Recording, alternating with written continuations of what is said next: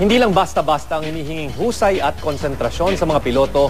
Sa isang pagkakamali lang kasi ay maraming buhay ang maaring mawala. Kaya naman may mahigpit silang mga patakaran na sinusunod at sa pagpapalipad at paglapag ng eroplano.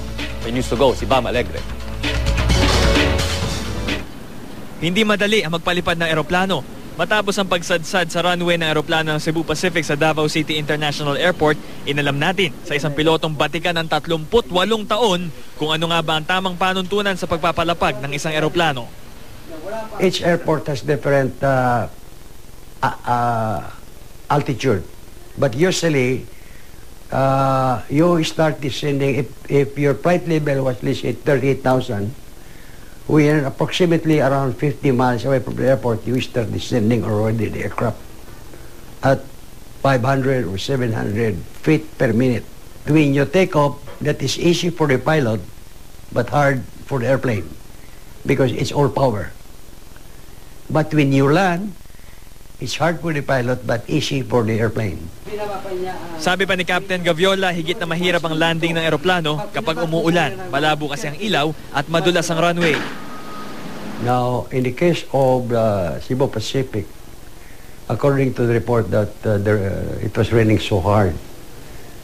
So you must understand that even though you have seen already the runway for landing, if the sudden downpour of the rain comes, you can even hardly see the runway light.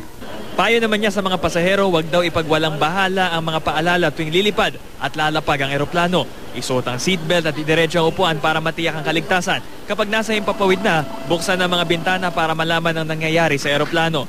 Hindi raw biro maging piloto dahil isang munting pagkakamali lang, maraming buhay ang mailalagay sa bingit ng kamatayan. Kaya ang mga piloto raw, hindi maaaring lumipad ng mahigit sa 100 oras sa isang buwan. Dapat din silang sumailalim sa simulator training kada 6 na buwan. Bagay na karaniwang ginagawa ng mga nag-aaral magpalipad ng eroplano. Flight training for a minimum of 40 hours.